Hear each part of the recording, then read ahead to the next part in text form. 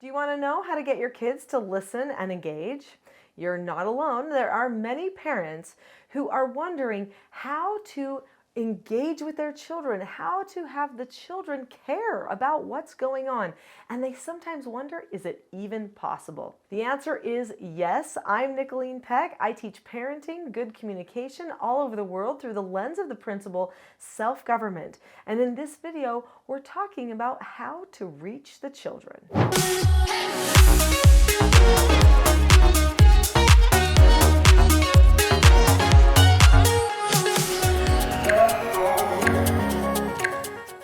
In this video, we're going to be talking about reasons why children may not be listening and engaging to you, and then what you can do, steps you can take to get them to listen and engage. Conflict can happen in any relationship and in any family. So if you feel like the children are being a little bit more aggressive or you're having to battle them to get things happening, just so you know, this is happening in a lot of homes around the world. That doesn't make it healthy necessarily, but it is fairly common. But a lot of parents start thinking, I'm not getting through to my child. And so then they start amping up the emotion and the stress in their teaching. This does not help the children want to listen and engage.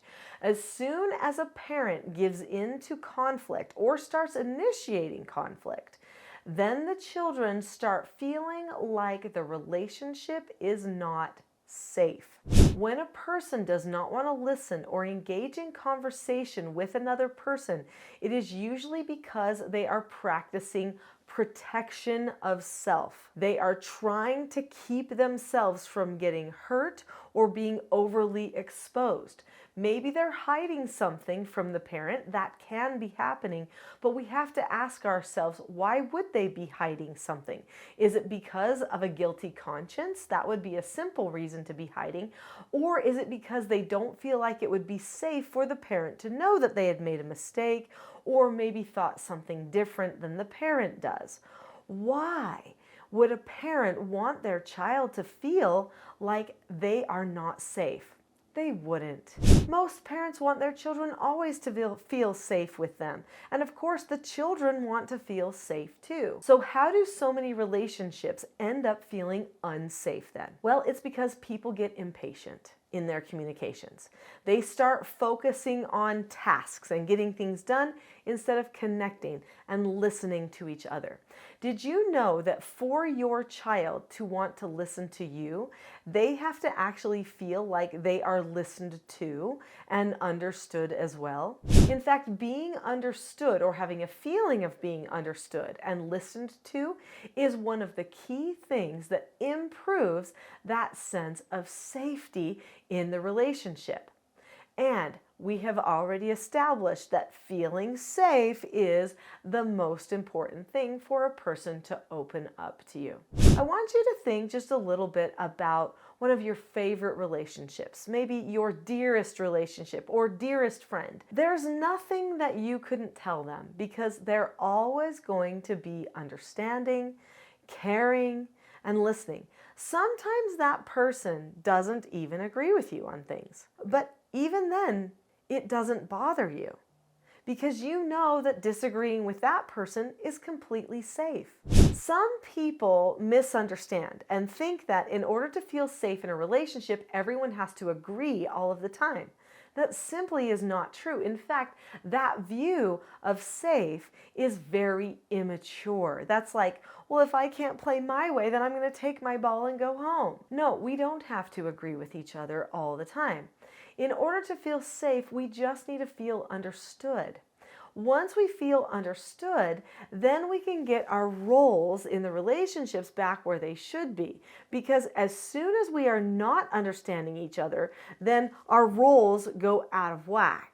We want the roles to maintain alignment so that the parent maintains their role and that the child maintains their role. Now, if you are not familiar with the concept of roles and how powerful that is for a family, then I actually have a whole book on it called Roles: The Secret to Family, Business, and Social Success. And you'll definitely want to pay attention to the way that the parents recognize they're having a roles problem and how they fix the roles problem in this story. So once your roles are in alignment because there was understanding and caring in the relationship, then if you have a disagreement about something, it's okay.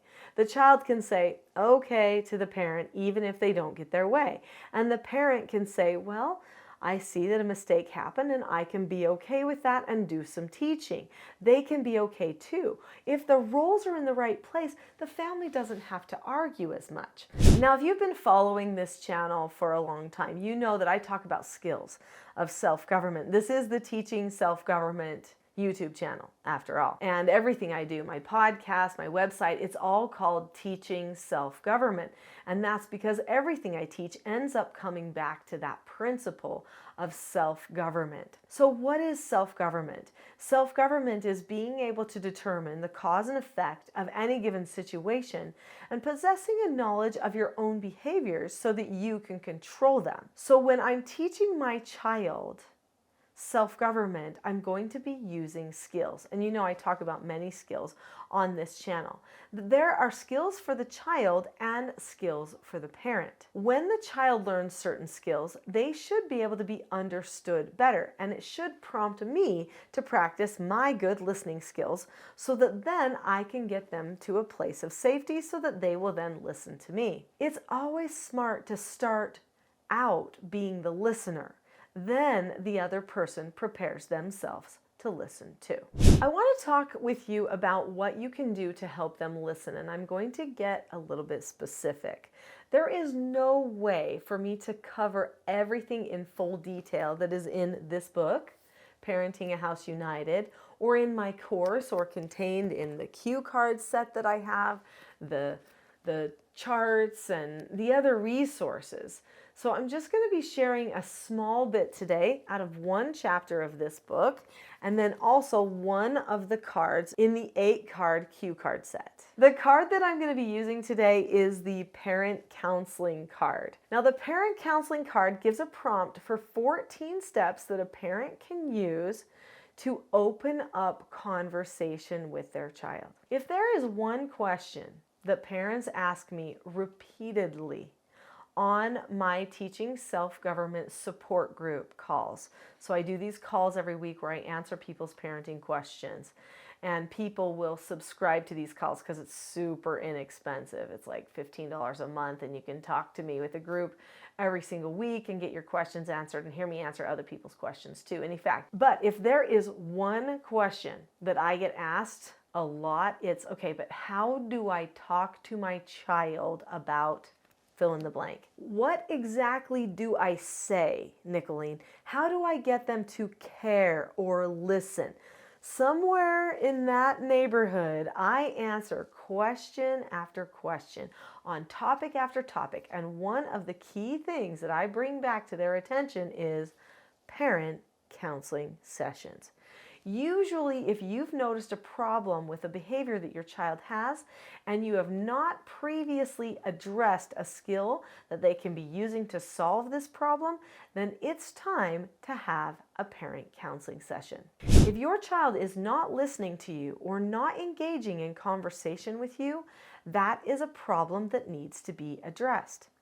Don't get emotional about it. That is the last thing that you would want to do. What you want to do is make sure that you stay completely calm and you initiate a conversation about your conversation. Highly effective communicators practice what's called meta-communication.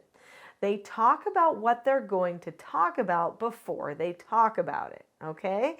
That seems like it doesn't make sense, but it does. Let me explain what you do with the child. If you're going to be completely effective in your communication with your child on a daily basis, you have to have discussed how you are going to engage in communication before you have any of those communications. Otherwise, who knows what's going to happen? And you've already seen things not go right. I am going to pull my child aside and I am going to initiate a conversation. This conversation needs to feel safe.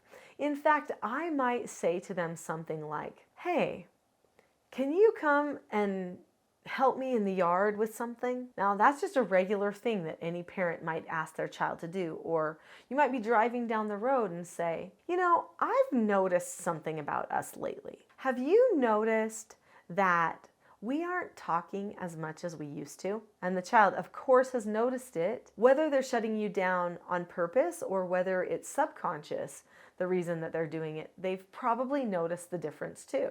So just identify the elephant in the room.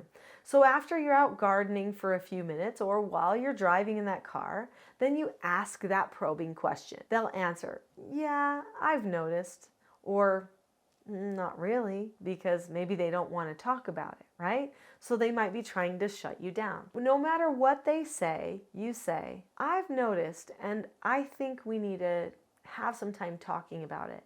In fact, I think that you probably think that I'm judging a lot of the things that you're doing. Maybe that I don't even approve. And you probably for sure don't feel understood. I want to understand you more. And the only way to understand you more is for us to have a talk about this. So how about I hear about how you think conversation might be having a problem? Because I'm pretty sure it is. And then I'll share some of my ideas about what I've felt in our conversations. And then maybe we can make a plan for how to improve understanding and our conversations overall. Now, you might have a child who's like, no, I don't care. And if that's the case, then you can say, I know this isn't a very exciting conversation. It may even seem like you're going to have more responsibility for the way you communicate if we have this conversation. But you're not happy, and I can feel that. So we need to have the conversation. Sometimes you just need to maintain your role and direct the child toward the conversation. Now, you're going to need to be patient in the conversation. There will be gaps. They will see if they can wait for a long period of time and have you give up on the conversation. That's a type of a power struggle. Don't fall for that. You can have a conversation with your child. The child can know they can have a conversation with you. You might have to just wait for it and have some awkward silences occur first. That's okay. So after you've asked a good probing question and described maybe a teeny bit about what you've noticed, then you say, how about you explain to me some of the problems that you've noticed in my communication, or things that you feel like aren't helping you want to open up and communicate better with me. So then they can share their thoughts. And the best thing you can do is say, I am so glad you shared that with me. Maybe you're going to say, you're right, I do that. Or maybe you're going to say, I hadn't really noticed that before. I'm going to think about it. I think that's an important thing for me to try to figure out so that I don't keep doing things that come across that way to you. Maybe you know you weren't doing anything wrong, but the child is perceiving it wrong. That's when you just say, I'm going to think about that. I'm going to really put some time into it. I appreciate you telling me. Then you say, now I'd like to take a moment and tell you what I've noticed. And really only take a moment.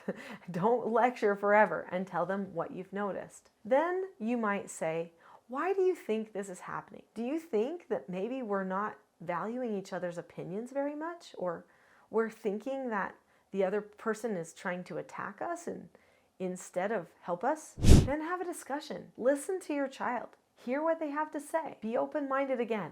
Repeat back to them what they told you so that they know you really got it. You understood. Then you're going to go through a few more steps in the process of the parent counseling session, and then you'll get to a place where you actually plan for the future.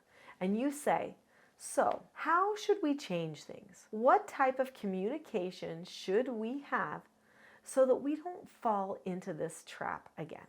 Now, this is where some of our other skills of self-government are going to come in. So there are 4 basic skills that I teach, the 4 basic skills of self-government. And I actually have a children's book that teaches each one of these 4 basic skills. Your child is going to want to learn the skill disagreeing appropriately. The disagreeing appropriately skill is going to help them get their way more often. They are going to be understood even if they don't get their way. They will feel a connection with you. When you are parenting your children and teaching them, you should be feeling closer to your children during and after a correction than you even did before. When you make a communication plan with your child, then they're more invested and they'll be more ready to choose to communicate with you. They've got some skin in the game now. Then you can start communicating better and start making plans for all of those other types of behaviors. Don't go straight to the problem behaviors. That is the number one worst thing that you can do. First, you've got to get the communication foundation laid. Start with that. Then start moving on to all of those issues that you're wanting to talk about that they don't want to talk to you about. I am just scratching the surface here on self-government, and there is so much more on this channel that you could learn about. There is a class, it's a full-length class that I highly recommend you listen to next. It's called The Not So Known Secret for Parenting Success. So click on the link to that video now, and I'll see you there.